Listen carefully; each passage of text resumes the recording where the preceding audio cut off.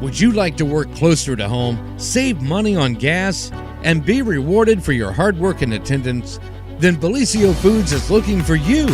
That's right, Bisio Foods is now hiring for multiple positions and shifts with great employee benefits, an on-site health clinic, competitive wages, and advancement opportunities. Bisio Foods is a company that truly values their employees. Apply online at BisioFoods.com/careers.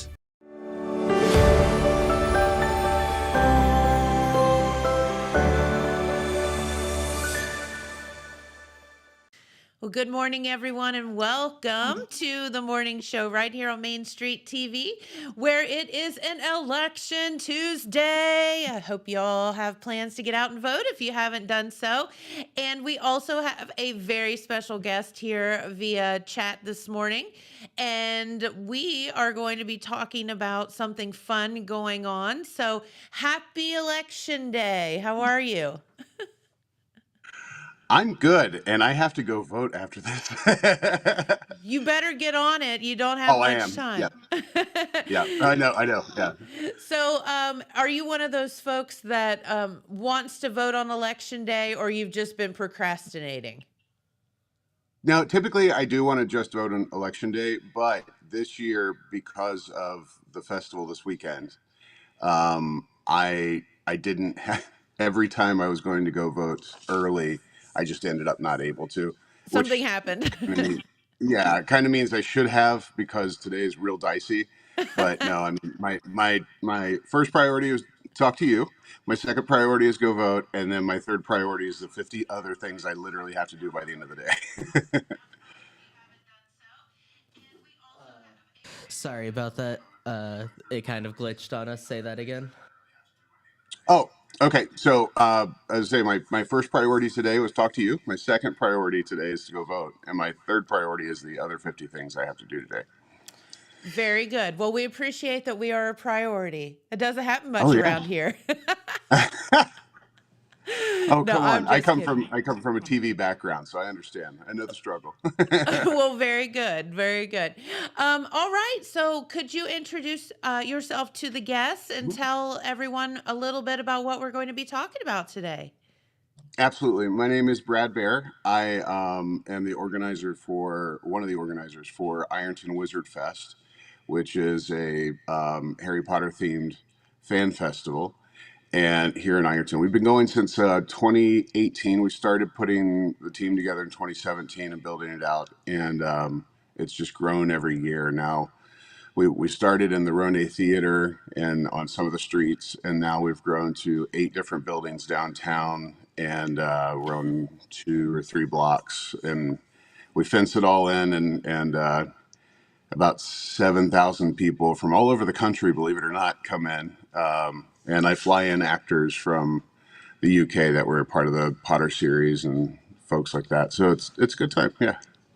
This is absolutely insane to me that in our local area we have such this ginormous event going on, and that people literally travel from all over the world to come and see this event. So tell us how this got started. Whose idea Well, was it? funny enough, it's not mine, and I'm the Super Potter fan of the group, right? And so I have a friend who's a huge community advocate, and he used to do a festival down here for motorcycles called Rally on the River. And at one point, it peaked. It had 30,000 people coming and national bands and stuff like that. And so, like a lot of things, it kind of ran its course. And so they ended up, and that was a fundraiser for Friends of Ironton, which is what helped save the Rone Theater and build a splash park in town for kids. And they bought street signs. They really just helped Ironton out a lot. And but anyway, he was like, I want to do a festival. I think the fall's a great time to do the festival, and I think this Potter thing is, because he didn't at that time, he hadn't read any books or watched any movies. Like, this Potter thing, you're really into it. It seems really big. Well, maybe we'll do that. And I'm like, I know nothing about festivals, and so yeah, let's I'll sit in and take. I was like, I don't have any time to do anything other than meet, and and sure enough, within 2 meetings, everybody's looking at me going, okay, what do we do next? And it's like, and I can't keep my mouth shut. So that's how you end up kind of at the helm of these things. And that's kind of how it started. It was just, we pulled in some friends that were fans of the festival. We pulled in some friends that were fans of just doing something in town. And we put those things together. We started with no money. And it is the most handcrafted DIY fan festival ever. And at first it was because we had no money, and we still have very little money. But but we've kind of fallen in love with the challenge of creating on a budget like that, because it really forces you to Sure. expand. And it's like, so you have to work with what you have, right? And so we look at the themes and the settings and the characters and the stories in Harry Potter. And then we look at Appalachian culture, and we look at the Ohio River Valley, and it's like, okay, what fits together naturally? Let's start there. Well, luckily in Appalachia, big kettles over open fire is just a thing for us. And so cauldrons over open fire works beautifully. And so in the fall, it's typically apple butter. That's never worked out because we're after apple butter season. But Yep. apple cider, spice cider, we did beans too at one point. We've kind of abandoned that. But so we were able to take those elements, and then it's like, okay, let's bring in some of the other elements. Let's really bring in the Appalachian crafts, so broom making and blacksmithing, and that's kind of where we started. So we still have those elements. I call that Heritage Square, right? Yeah. And because it's an opportunity to teach people that come in some of our culture and heritage and where we come from. Intellectually, people may know what these things are, but may have never seen it in person, right, being done. True. And so Absolutely. yeah, and so those are the kind of elements that we brought in first, and then we built out from there. And since we're super fans, I brought some of my other super fans in. We were able to make everything from scratch that was completely us. So we're not borrowing anything from anybody else. So we write our own trivia. We have 14 trivia games that run during the festival. We Wow. write our own escape room games. So we have 3 escape rooms. We have our own school. In the first year it was like, hey, we should have a school. We got to have the sorting, all the kind of trappings that you would expect. Like a wizard school? And yeah, so it was, at first it was one of those things that's like, we got to have it. Here's a room over here, go do that. And I got one of my friends to say she do it. And so she went off and kind of put one together. That has grown to where now every 30 minutes a new class, or every 45 minutes a new class starts. And Cool. there's about 250 to 300 people in every single class. It's standing room only. And the professors are from literally all over the country. One of our professors is from Georgia, and these are all cosplayers that get into character, and they really take off and make it their own thing. And that's kind of the thing of the festivals. Every area has become its own thing. So the city building, we have these massive Lego displays from the Ohio, Kentucky, Indiana Lego users group. And by massive, I mean the Quidditch field that they've built. It's all custom. And the Quidditch field they built is 5 foot by 7 feet, just for the Quidditch field. And then they built the Hogwarts Express train, fully functional, but not out of a kit. And it's like twice or 3 times the size of what you buy in a kit. And it Oh runs the my. entire length around the village that they built. And they've really done great jobs. And so they bring that in every year. They take over the first floor of the city building. And I also call that our cosplayery, because we have 2 big cosplay groups that come in, Casohana out of Lexington, and then we have HP Ohio, which is one of the oldest Harry Potter fan groups in the country, and they host little events for their group all over the state. And so they come in and they run our sorting, and they do a show on our main stage in our main auditorium, which is kind of like Gilroy Lockhart dueling. I got to take a drink because my mouth is dry. You're allowed. 'Tis the season. Sorry. Yeah, right. So, but anyway, so they have a dueling show, and they bring it, and we've got there are just cosplayers from all over the country that come in to meet, and it's grown to a point that, and this is what I always say: we're not a Harry Potter festival. The themes are there, obviously. We build the playground, you come and play. We're not allowed to use Harry Potter because it's not ours, right? But everybody else can use whatever they want, and so it's a fan festival. We're a festival for the fans of the Harry Potter series, That makes and sense.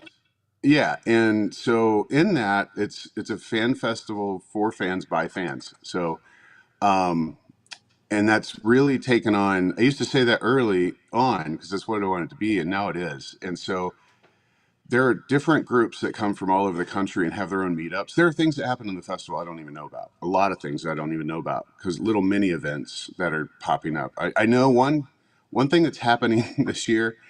They're calling it a Niffler Run. And I've learned to support whatever I can when I hear about things and don't touch it, right? It's like Right. you guys do you. This is what we built this for. You come and Yep. play. But how can I help? And so I caught wind online of this thing being formed called the Niffler Run. I don't know what it looks like. I think it's kind of like a group of people dressed up like Nifflers running through the festival. And I was like, how about I buy you about 2,000 gold coins? And I said, I want, if you're doing a Niffler run, I want this thing to be so messy with gold coins that I'm going to hate you on Sunday when we're cleaning this up. Because, they scurry about and they drop stuff all over the place. So that's got to be part of it. So little things like that are going on. People use it like, there's one group that has 80,000 followers on Facebook. It's the Weasley's Weasley's Magical World or Wonderful World, and it's led by Arthur and Molly Weasley cosplayers out of the Chicago-Iowa border. And so 3 years ago, they came on a lark just to see what Wizard Fest was, and they fell in love. And so, because when you get to the festival, you feel the heart of it. Anyway, so they told a lot of their friends. And so now their friends come from all over the country, and this is their meetup spot for at least one time a year. And then they also meet up down in Universal Studios, and they meet up. Last year, they all went, a group of 15 of them went over to London and did the UK experience together. But yeah, the group is about 80,000 strong. It's Wow. And you're right. It's wild that we have a festival here that attracts like that. Yeah. And I think that, so are you in Chillicothe or Jackson? You're We're in in Jackson. Chillicothe. Mm-hmm. Jackson, you're in Jackson. Okay, good. So uh, first of all, not far away, just right up the road, right? Correct. And the weather's good, so everybody come down because it's going to be Yes. great. But our small towns are always looking for, what can we do? Because it's easy to roll over and say, it's over. The good old days are behind us and all that. I think the thing that I've loved about Wizard Fest is from year one, we've proven that that dynamic isn't true, that literally the only thing that's lacking from success in at least events in our area is heart and imagination. You bring those two together, it doesn't matter about money, Sure. it will resonate, and you have to have fun. It's a lot of work. I mean, it's hell on earth, but you got to have fun with it, right? Yes. And and the devil is in the details. If you take a moment and you stop and you say, well, that doesn't make sense to do because of some logistic reason, you're going to lose. What you have to say is, oh my God, that would be great. How do we do it? And that's Yes. the phrase in our group is, how do we do it? We don't say we can't do it. Never, never say you can't do it. It's how do we do it? Yep. We couldn't put 1,000 candles floating in the ceiling of the Ronay in year one. And trust me, we tried everything. The thing that got us was we couldn't figure out how to change the batteries when they went out. So, so instead I found these curtain strings of lights, of these LED lights, Sure. and we hung 30,000 LED lights in the ceiling, and it cost us $800. Well, and that kind of was like, we needed, each year I'm like, what's our showstopper? what's the thing that people come in that they can't expect, and we have it in some form or fashion. And so you read the passage about the Great Hall, and you hear about the starry sky. Okay, well, we can't do the starry sky. At least at that time we couldn't. We could now, but and we couldn't do the candles, but we could do the twinkle lights. And since the ceiling was kind of blacked out anyway, it's like okay. And people walked in, and it's like when you just get overwhelmed by that number of lights hanging over your head. Yeah. And so that was our showstopper. And each year we've added to that. This year we've added. The summer I bought a Ford Anglia, which is kind of like the Weasley's car, the flying car.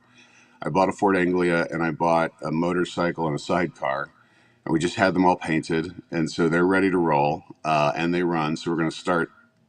Well, I'm not going to Cool. share that part, but we've got we've got surprises. But yeah, it's awesome, and we're able to take the downtown, which has a lot of empty spaces, right, from businesses leaving or just buildings being renovated or something. Sure. And we get the owners of the buildings to let us use the space. And so we fill the space so when people come to town, the town is very vibrant and it's full.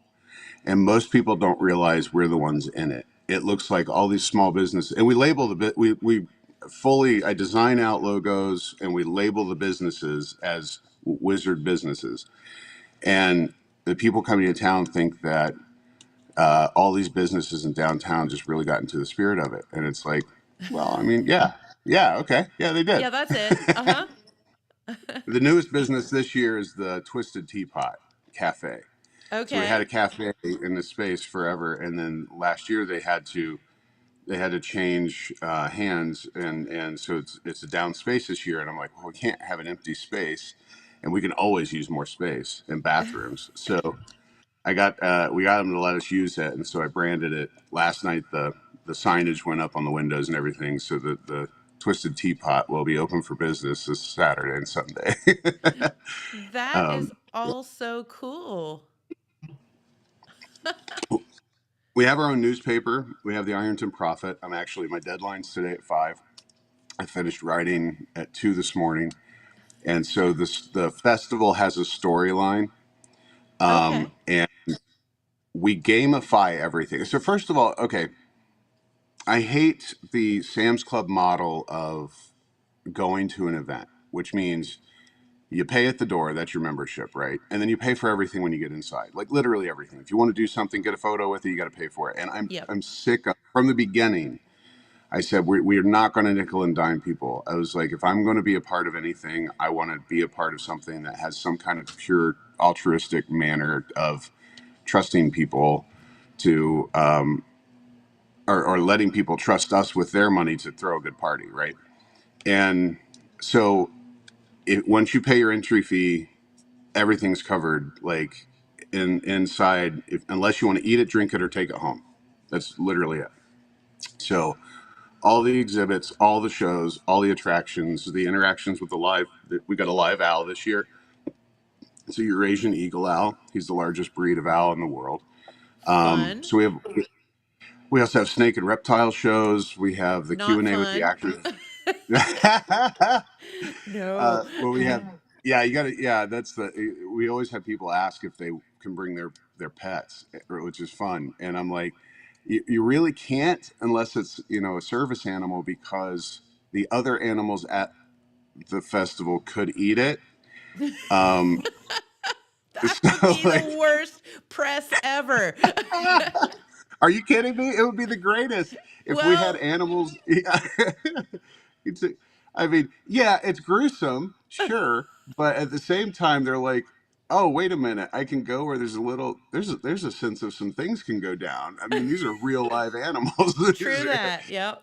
uh, but yeah, so all of that's included, and my goal has always been to keep because everything went up, even for us, especially, right? So I and during when everything was going up in 2020 and the prices really started to soar, we tamped down the ticket price raise as much as possible. We raised like $5 or $10 total over the entire course of the festival from the beginning. We started real low, and we've managed to or my goal has always been a family of four should be able to come and enjoy the entire weekend, complete with butter brew. That's our version of butter beer, for a day's pay. Like you entrust me with a day's pay, and we're going to give you an entire weekend.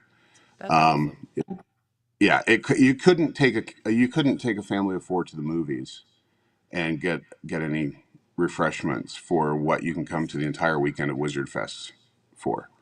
So yeah, I'm proud of that we've been able to do that, Sure. and it kills me that not everybody can participate. We're still working on that, but we don't. It's not the big heyday of the big businesses anymore where they would sponsor everything.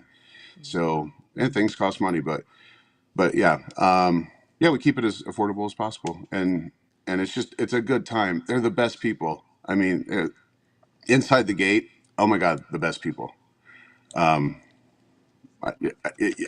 it's impossible to explain it. Pictures Right. do it no justice. You have to. Have you been yet? No, I have So not. you have to come this year because until you're through that fence line, you can't understand. And once you go through the fence line and you get it, you won't ever not come back. Like people are too good. Well, it seems like literally truly a magical event. And you know, I'm thinking back, like, as someone who, I'm embarrassed to say this, has never seen or read a Harry Potter book. Read Um them. Shame on me. I know. I know. Um what is the allure of the whole situation? Totally fair question. Um, it taps into something at your core of your inner child, right? Okay. And so I came to so for me, Potter did a lot of things, and I didn't come to it until I was 20 or 21, and so I didn't pick it up as a kid. I was in college. It was stressful. It was finals week. I was doing a lot of screenwriting courses, and we were studying adaptation. The movie I was excited to see because I was going into filmmaking, and because of that, I decided the movie's a week away. I'll pick up the book and kind of skim it and see how the adaptation is. For me, it was kind of an education exercise. Yeah, sure. I started reading, and after just a couple chapters, actually, really, I fell in love with it immediately on the first line because it was just written different. But after a couple chapters, it was the first book I finished in under 24 hours. And then I just started Wow. devouring the series. And it was it's the idea that you're living in a world that can be uncomfortable, stressful, or you feel like a fish out of water, right? And then suddenly somebody comes along out of the blue you've never met and tells you that you're special and then whisks you away to a completely magical place where you feel like you belong in every way, shape, and form. I mean, who doesn't connect with that, right? Uh, So right. that's the story. And then it goes on, and there's so many themes that are relatable and lessons that you uh, wish everybody would learn, which is kindness and respect, and also stick up for your friends because they're very important, and just a lot of those themes and messages are in there, and just be a good human. Wow, um, that's novel. and it Yeah, right, yeah, right. Um, and it's a fun world to get. That's why I say read the books because the movies are great, but you only get 2.5 hours with them, and it's spoon fed to you. Sure. Watch the movies after you read the books because with the books, the you get lost in it. You're allowed to just kind of cozy up and go. And a lot of us, I was not a reader. I always aspired to be a reader growing up, meaning like I always wanted to be that guy that read a lot. I didn't want to be nerdy, but I wanted to be that guy that read a lot because I always knew that people that read. I grew up with not a lot of means and stuff, and I always knew that people that read, had better futures, kind of a thing. But I just couldn't get into it. And then Potter came along, and it was the perfect kind of doorway for me to just start reading, and I started reading everything after that. Which Awesome. is so that's why it's so special to me is that it turned me into something I always wanted to be, which was a reader, Sure. and appreciate it. And then, but I learned to appreciate the fact that you have to slow down when you read a book. You don't strain your eyes. There's nothing. The book isn't going to send you an alert, you know.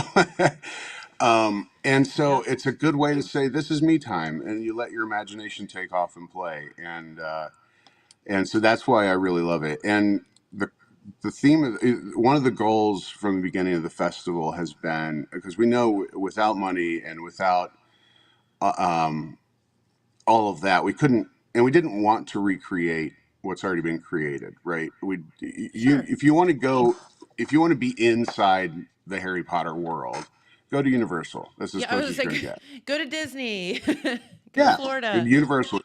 Universal's got it. It's there. It's great.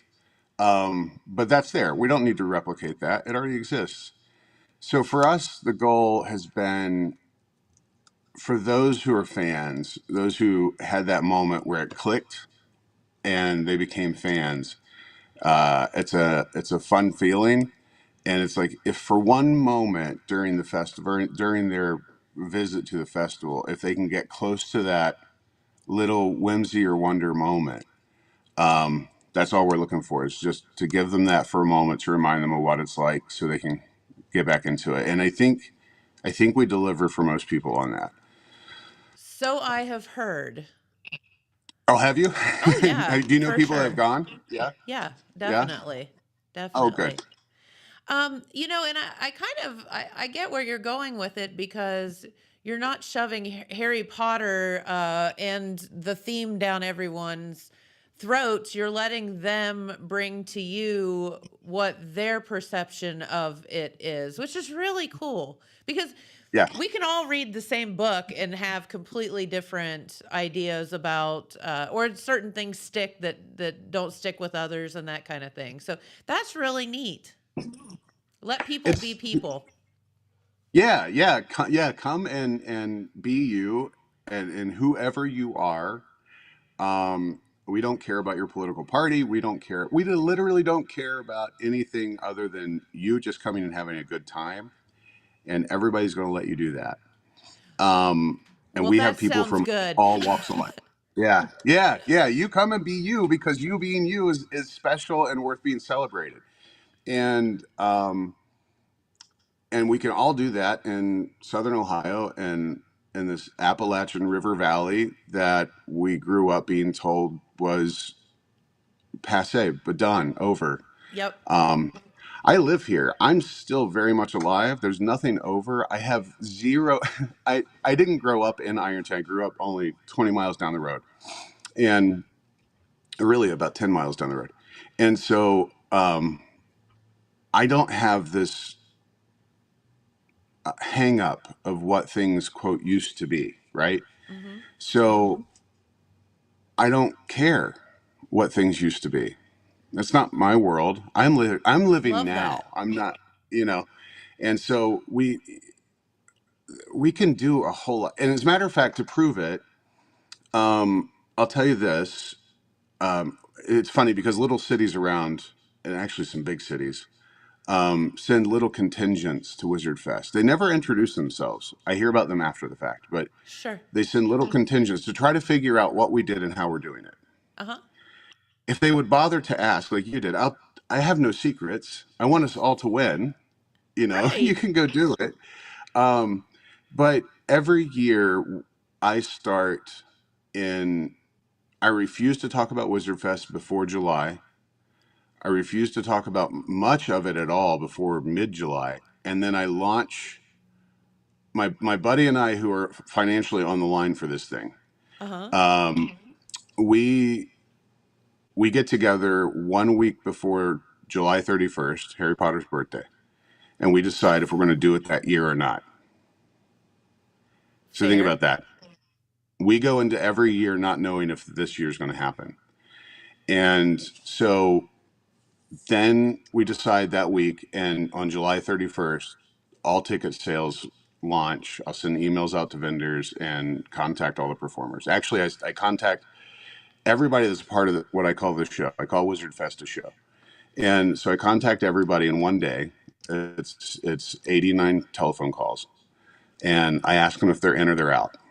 And everybody is in. And if I have a percentage in my head. If enough people drop out, I won't do it. And so, yeah, we launch. So we have 4 Wow. months to build the entire show, and and July 31st we start with $0. That is unbelievable. So every single time that you see or visit Wizard Fest, we started 4 months ahead with $0. Now we do still have all the stuff that we used the year before, so that builds over time, right? But we start every single year like we started the first year. Now the first year we spent an entire year on it, but I can't do that to my life, right? Every year. Well, that's just no. You And would lose your mind. it doesn't take that, you know. And so I'm trying I'm trying to not overtly teach people, but I'm trying to teach people in our area you don't have to spend a year planning these things. You can be more efficient than that. It's not hard. All you have to do is give people what they want.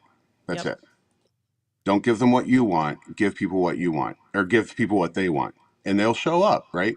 If you Correct. prove to them that it's worth them showing up, they'll show up, and it'll be few at first. They'll take a chance. Those are the risk takers, but they're going to tell their friends. But you have to deliver.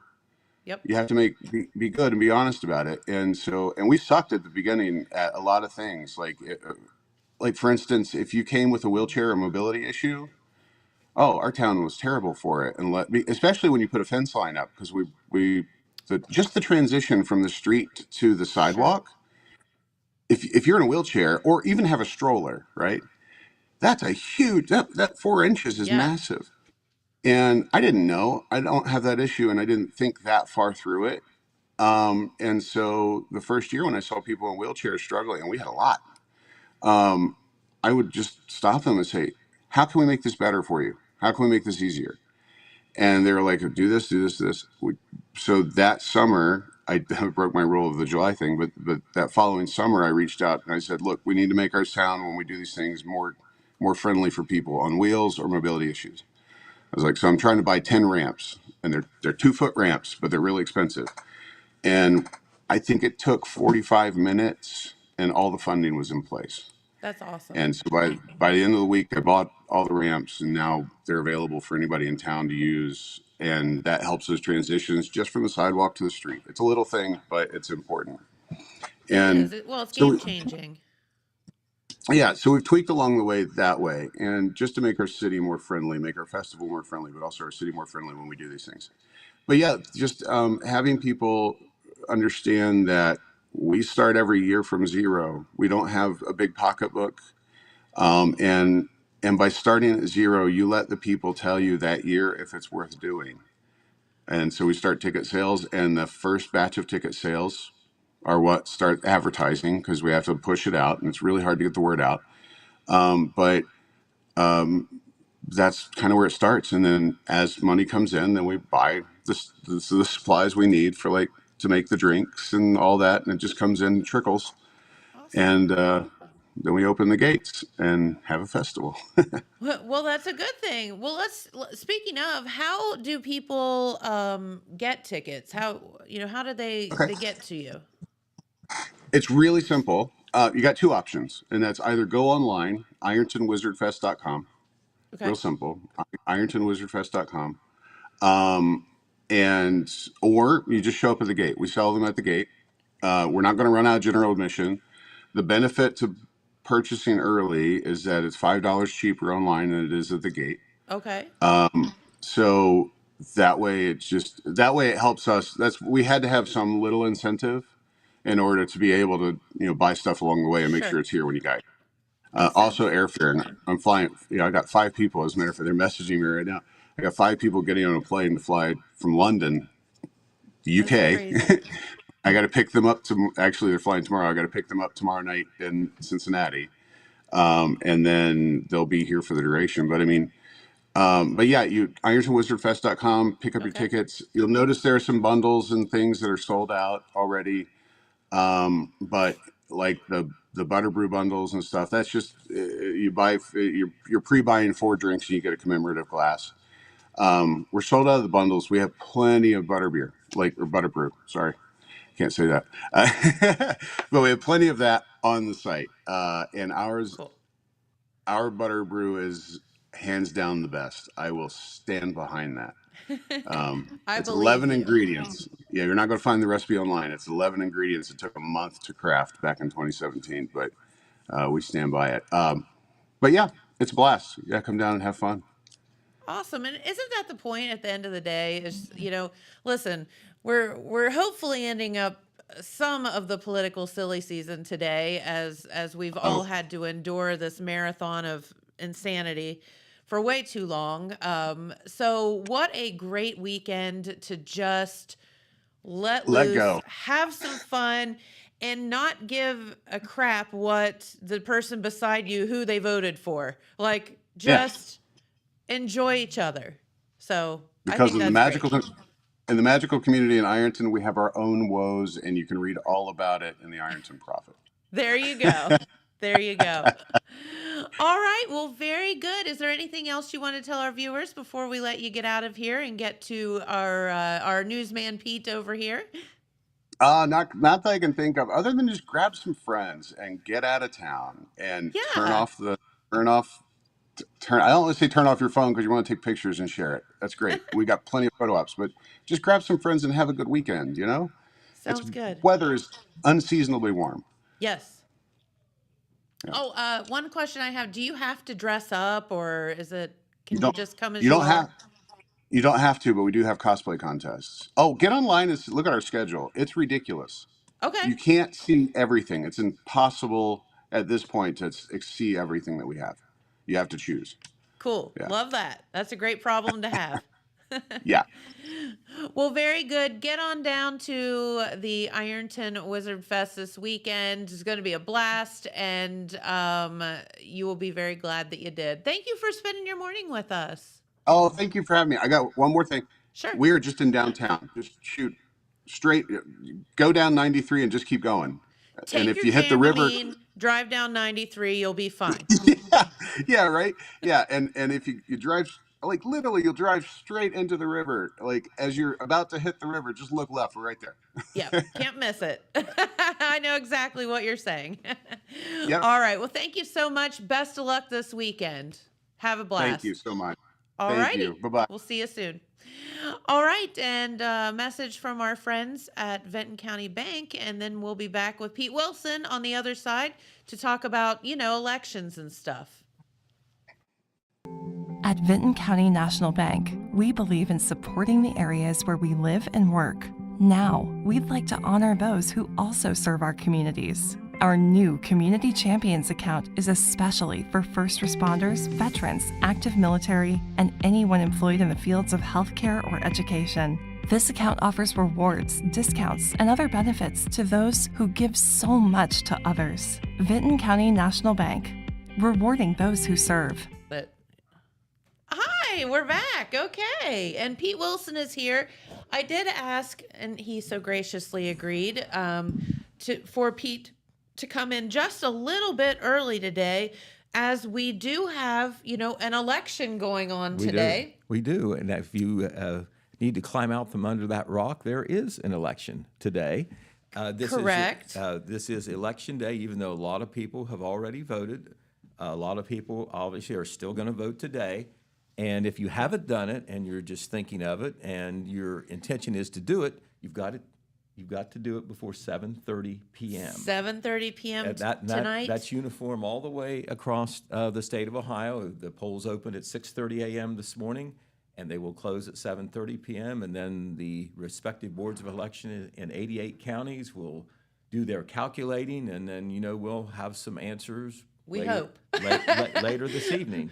We hope. So, of course, here with the Telegram and through Main Street TV, we can give you a little bit more information about the election in both Jackson County and Vinton County. We'll do that. I know that everybody's been inundated with the national campaign for president. Mm-hmm. You've certainly been exposed to a lot of advertisement, a lot of promotion, a lot of TV on that.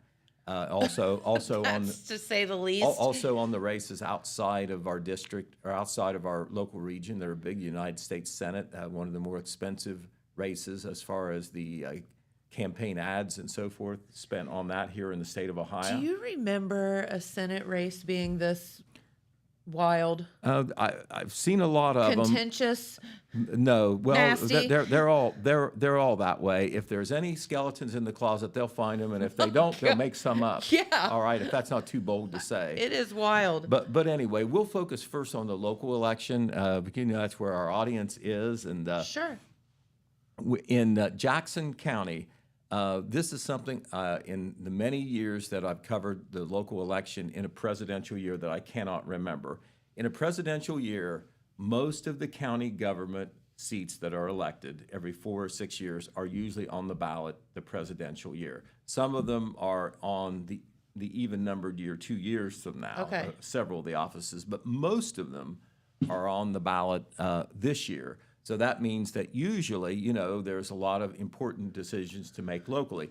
This is not the year for school board, township trustee, fiscal officer, municipal offices. That's in odd-numbered years. Right. So this is the county government year as far as the local races go.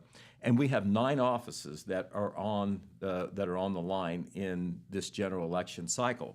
However, here is the big news. There are exactly 0 contested races in Jackson County. We have nine Republicans that hold these offices that are running again, and they are all unopposed. Well, what does that mean, Pete? Does that mean that nobody wants wants the offices, or does that mean that they're doing a good job, or what do you think? Well, it could, All of the above? Yes, it could be a little bit of all the above, but basically, there's a Republican for every office that is running, and it's the current office holder. That makes a difference too. If you're a challenger, whether you're a Democrat or independent, you've got to. Might be just a little bit uphill because you're trying to unseat somebody that's already there that has that advantage of being an incumbent and maybe has already been elected, and so therefore that they've got some support. But the men and women that are running for another 4 years in this case, who are automatically elected, are County Commissioner for the January 2 term, Donnie Willis, and all these are Republican, by the way. County Commissioner for the January 3rd term is Paul Haller. The sheriff is Republican Ted Frazier. The prosecutor is Randy Dupree. Now, Randy is running for the first time for a full term as prosecuting attorney.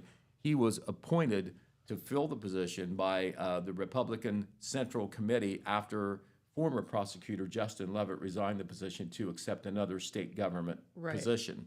So he is running for the first time as prosecutor. He has run before he has run for probate juvenile judge the last time when Justin Skaggs won. So his name is familiar on the ballot. Clerk of Courts, unopposed, is incumbent Seth Michael. Unopposed as county recorder is Krista Brown. Unopposed as treasurer is Lee Hubbard. Unopposed as county engineer is Melissa Miller. Unopposed as county coroner, Alice Frazier. There were no Democratic candidates. They would have had to file for the primary. Right. They may have been unopposed, but there were none.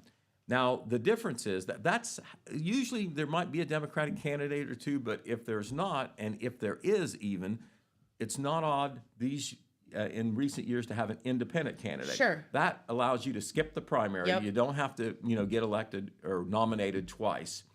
And, if you subscribe to the theory that on the local level, the political party doesn't mean as much, it's whether people know you, what they think of you, that sort of thing, then, independent might be the way to go. But we had no independent candidates. I cannot remember a presidential year where there was not at least one contested commissioner race.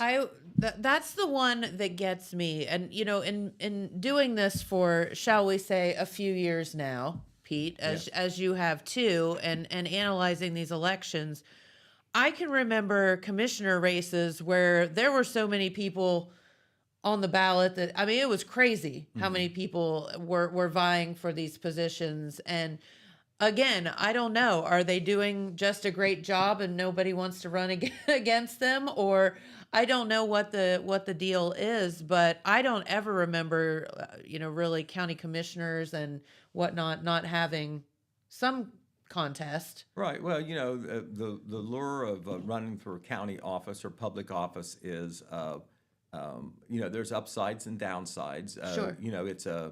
It's a public position where you have a chance to serve the public. It's a chance also, if you're a people person, to get out there. It can be connections that you can make, maybe even for higher office Sure. someday. Some people go for higher office. Plus, you get paid. You get paid, and Insurance and all that. Yeah, you get all the government benefits, including a pension for as long as you're in there. You start building a pension.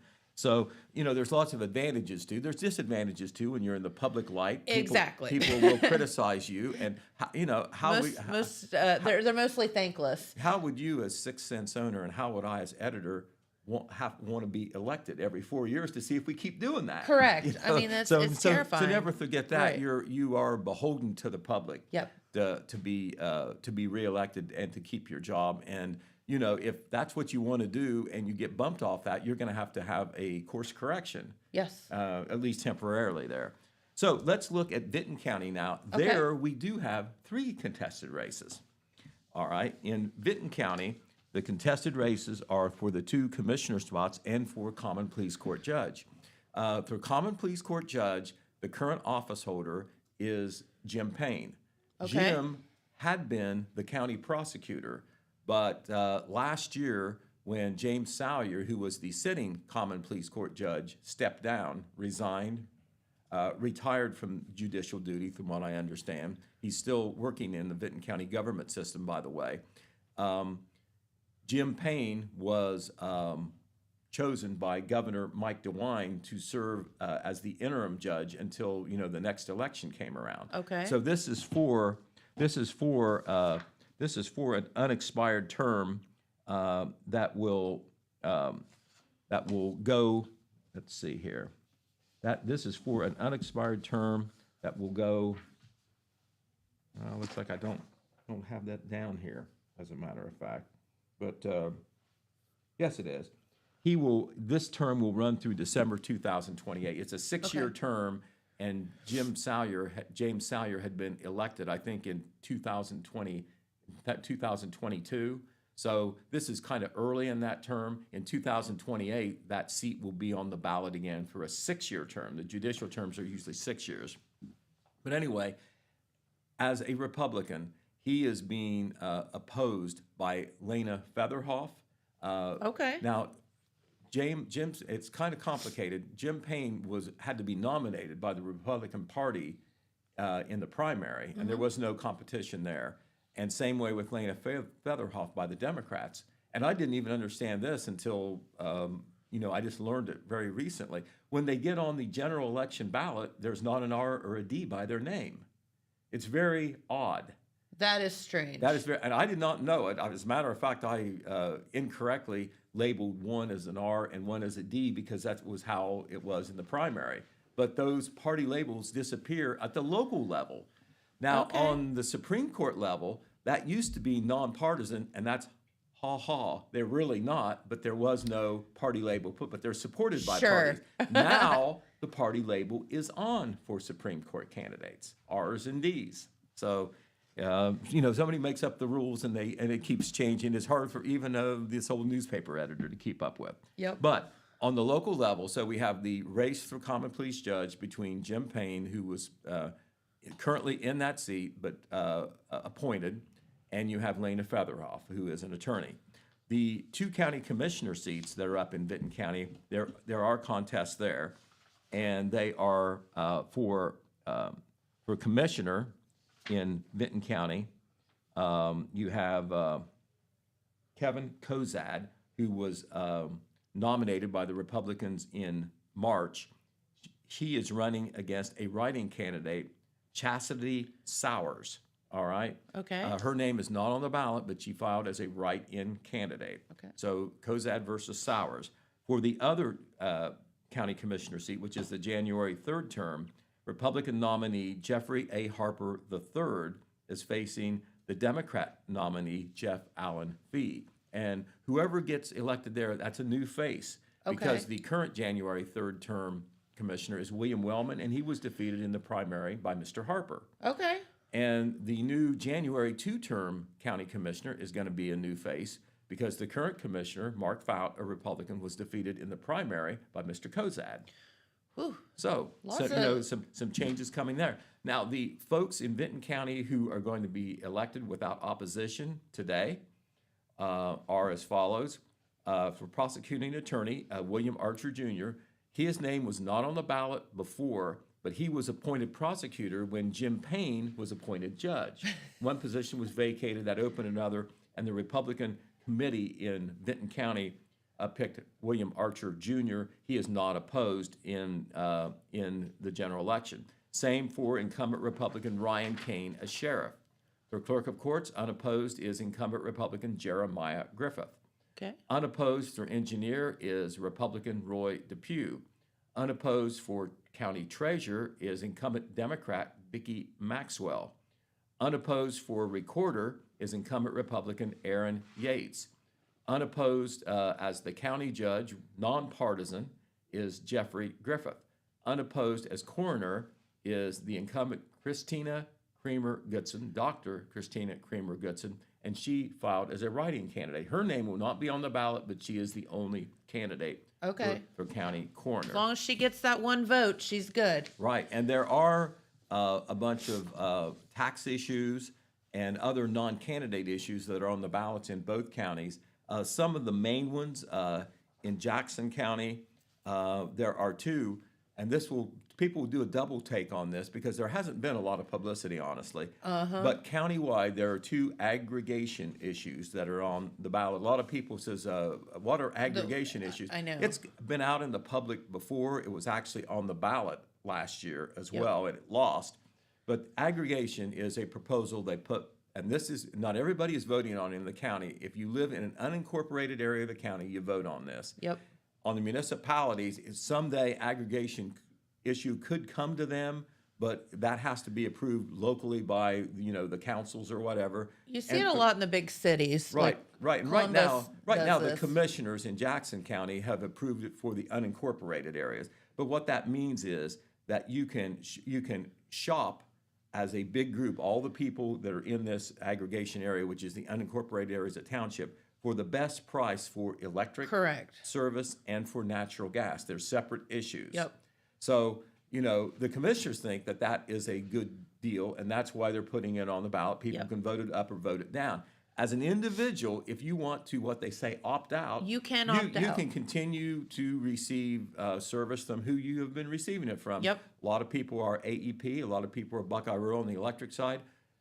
Most people are Columbia Gas on the gas side. So if you want to stay with them, you can. But the pitch is that if you put all the people together, you're going to get a better deal than if you're dealing as an individual. Yes. So that's aggregation. The big issue in Jackson, in the city of Jackson, is a continuation of the city income tax. That was passed back in 2020 as a 5-year tax with a sunset clause. That was Mayor Randy Evans wanted it in there. He says, we're going to do this for 5 years. I want you to have the chance to say yay or nay when we ask for it to be continued. They're asking for it to be continued. This time, there's no sunset clause. Right. So if you vote for it, it's going to stay there unless the city council would vote to remove it for whatever reason, or there's a referendum, which, that doesn't happen very often, but it's out there. It happened before. It's happened before. A bunch of signatures on a petition, It can be forced to the ballot for a vote of the people. But it would stay basically the same. It's a 1.5% city income tax. A good amount of the money goes to support the police department. I'm told now that income tax money funds the entire police department. Before, it was kind of like half and half, and now the income tax money, it's over $4 million a year that comes in. It basically funds the police department. The other part goes for infrastructure improvements. in the city that probably could not be done if there were not this source of revenue. And the big thing that people probably notice is the street paving Streets, program. yep. Sidewalks. This all that. tax that is on now really doesn't expire until the end of next year, but they're putting it on a year early to try to get it passed. Number one, they can put it back on next year if it doesn't pass. Sure. Also, if it doesn't pass and they feel like, hey, listen, the public's spoken, they have a year for the money to still come in and then make plans on how to manage things without that money. Correct. So that's one of the big issues on the ballot in the city of Jackson. All right, in Vinton County, there's a bunch of issues as well. The only county-wide issue is a 4/10 mil 5-year replacement levy for public communications. There are local issues on the ballot in the village of Hamden, in the village of MacArthur, also at the township level. For instance, in the village of Hamden, they have 2 aggregation issues, one for electric and one for Gas. natural gas. And once again, municipalities, cities and villages can be in on that. That issue can be put before the people if the city administration and the council would have to take Sure. the action, say, hey, okay, we'll put it before the people and let them Yeah, decide. let 'em vote. It's usually because you either want to let them decide or you think it would be a good thing. All right, what else do we want to tell you? Early voting has been extremely heavy. That's Now, great. You can make 2 interpretations on this. You want to be careful. Does that mean that the turnout is going to be huge? Maybe. Or it could mean that more people are just voting early than today. For convenience sake. Now, Jeremiah Shaver, who is going to be working late with me tonight, he is not working this morning technically, but he took a drive up to Jackson High School where, a lot of people vote everybody who lives in the Jackson City School District votes at Jackson High Yes. School now. And he says it's a steady stream of people. It looked pretty heavy to him, the Good. turnout. But on this early voting, Jennifer, I went to the website to check out the numbers. Get this. As of noon Monday, and that is after all early in-person voting is over, Yep. most absentee votes are in, but some can still come in as Sure. late as tomorrow, and in the mail after that.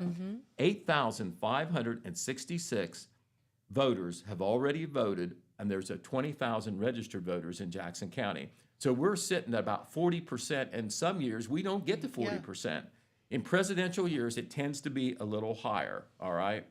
But normally, except for the COVID year that changed everything, normally the early voting is maybe 25 to 30% of the vote, and we're Yeah. already with 40% of registered voters voting, and there's going to be a few more that's going to trickle in on those absentees. I can remember elections where we have 5% voter turnout. So this is, obviously not a presidential year, Right, but and you can draw this conclusion too. Since we don't have, 4 or 5 contested races in Jackson County where, people are electing commissioners and sheriffs Correct. and judges, it must be the presidential race and maybe a little bit the Senate race. Maybe, yeah. Trump versus Harris on the presidential level, and on the United States Senate level, incumbent Sherrod Brown, the Democrat, running against Republican challenger Bernie Moreno.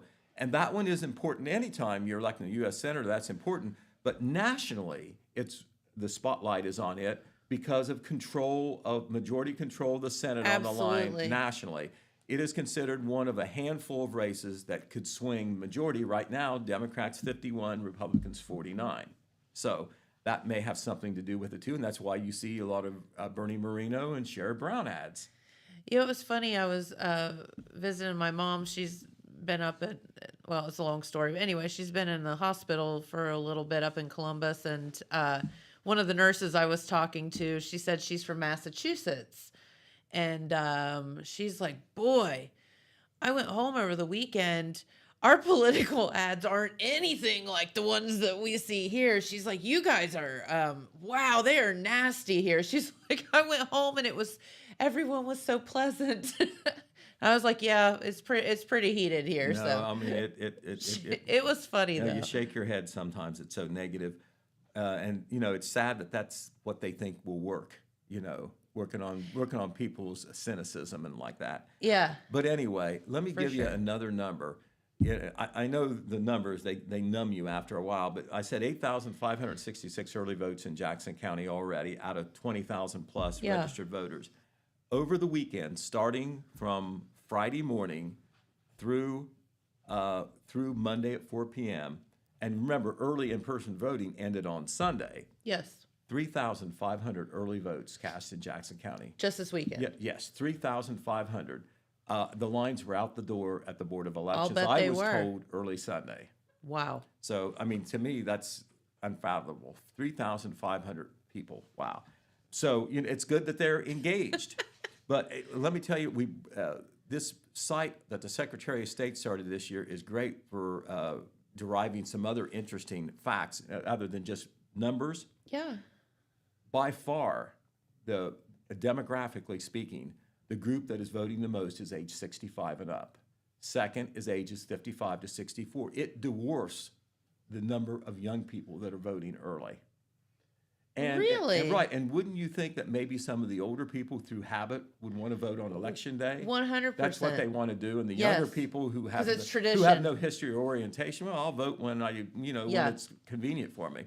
But the Yeah, I would think it older would be the people, opposite. for whatever it's worth and whatever it means, in both Jackson County and Vinton County, it is the older people that are going to the polls. As a matter of fact, in Jackson County, 60% of the early voters are ages 55 and older. And I guarantee you that in our population, 60% of the population is not 55 and older. No. It may be a little higher than the average, but it is not 60%. In Vinton County, 66% of the votes are coming from people 55 and older on the early votes. So make of that what you want. Okay, also on election coverage, we want to tell you, because we're running out of time, we will be on the air tonight. Okay. Jeremiah Shaver and I, along with Red Thompson Jr., will be covering the local election live. We're going to start at 8 o'clock. We figure we won't get any results until then. And what we're going to do is, it's going to be on WKOV 96.7. We're going to stream it as well, on the Telegram Facebook page and the Total Media YouTube page. Awesome. I think that's how we're going to do it. But it's going to be, we're going to do reports every 15 minutes. We're going to start at 8 o'clock. We'll stay on there as long as we have things to say that are different. We'll Okay. come back on every 15 minutes, 8:15, 8:30, 8:45, 9 o'clock, all the way until all the local results are in, no matter how late it is. And we'll give you the results from Jackson County, from Vinton County, and we will keep you apprised of not only how Jackson and Vinton County are voting on president and senate and some of these others, issue 1, the state issue 1 on Absolutely. redistricting. Yep. We'll tell you not only how the local voters are voting, but we will monitor the Secretary of State's website to see how it's coming statewide as well. Because if Okay. you're listening to us to get the local thing, I know that you're still interested in the presidential or whatever. So we Well, hope you to give are. you all of that on our local coverage. We will have stories on the website. I would like to say that it's tonight, but it might be Wednesday morning, because we've got to write those stories after the results are in. And you never know when the results are going to come in, barring a machine malfunctioning or who knows. We will have summary stories out there on the website whenever, all right? We promise, if we can stay awake. There will be a print edition of the paper tomorrow, but it's not going to have election stories in it because we have to put our paper to bed at 5 o'clock today. Obviously, Right. we're not going to have stories in the print edition. We are going to have a breakdown of this early voting and what you want to make of that. But then by Saturday we will have full information. Hopefully, some interviews with some of the people that got elected in some of the key races. We will have more in-depth reporting in our print edition Saturday. Of course, we'll put that online as well. So that'll start once again our live coverage, streaming and on the radio at 8 o'clock on WKOV, and it will be, and will also be, it's the Telegram Facebook page and Total Media's YouTube channel. Jeremiah Shaver and I will be in Jackson County. Red Thompson Jr. will be in Vinton County. So Very cool. We'll have all that. And tune in here to hear it first as we have the skinny, if you will, the straight line into the Board of Elections. So they tend to notify old Pete here Well, first. you know, it's not. I will admit, it's not like it was where you got. It's reports. not as much No, fun. it is, and but- even though which we're trying to figure that out because it's supposed to be easier with the tech, right? Well, instead of it coming in, one at a time, it comes in all at one It comes time. in two clusters, to be honest with you. Yeah. But we will make the best of it and do the best we can, and still you will have the chance to hear it there first. Absolutely. All so right. Tune in You'll here. have to call somebody to find out. One other thing we want to tell you, this came from the Jackson County Job and Family Services, but there is a chance for income eligible people to get some financial help because of the damages that occurred because of Hurricane Helene. And you You're know not that there kidding. was a lot of hurt. Oh my. But it is a $750 one-time benefit that will come because of the damages. Eligible applicants will receive a one-time benefit of $750 with only one payment permitted per dwelling unit. The application period, this is important, started last Friday and it ends this Friday, November the 8th. So you have to apply through the Jackson County Job and Family Services office. You can give them a call. You can drop by in person. There is income eligibility involved, but there's lots of people that will qualify for this. On the income level eligibility, it's 200% ahead of the federal poverty guideline for however big your household is. Okay. And the federal poverty guideline is higher than you might think. A lot of people who work qualify for this. Sure. So you need to take advantage of this So do you opportunity just because call down there and ask them, or you can call down there. You can drop by in person from 8 to 4, on any day this week. Once you get a form, you can utilize the drop box outside.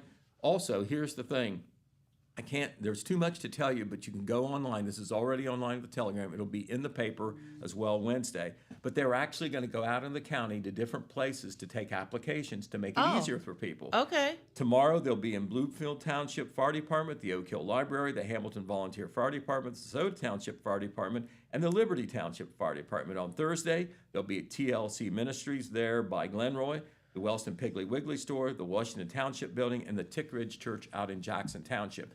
In Jackson, of course, you can go to the JFS office yourself. And there's different times that they'll be there. They'll be for an hour at each one of these spots, and that will make it easier for you to get to one of these spots without, having to drive very many miles. And once again, this is already posted on our website, thetelegramnews.com, linked to our Facebook page, and it is free. So go take a look. Read about the eligibility because it's more than just income eligibility, but that's the biggie. You don't get the help unless you ask, right, Pete? Right, it's out there, but you got to ask for it. And hey, this is tax money. You may have sent money to Uncle Sam to be able to get this. Yep. Absolutely. All right. All right. Well, we'll see you tomormore morning. Best of luck this evening. I hope to have a chance to leave here for a little while. Yeah, but I don't exactly. know. We'll see. Exactly. We'll get you some more Pete Wilson coffee, extra strong. We've got it. Yes. We've got good store of it. All right. Get out and vote today, folks. It's like one of the last things we have control over in our lives. So do that, and we'll see you back here with some election results tomorrow. Have a great day. Thanks for watching. Bye.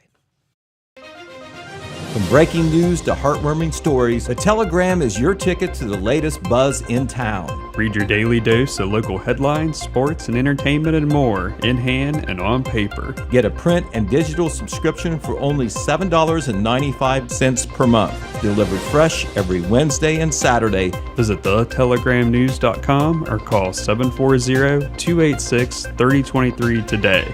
Don't just read the news, be a part of it.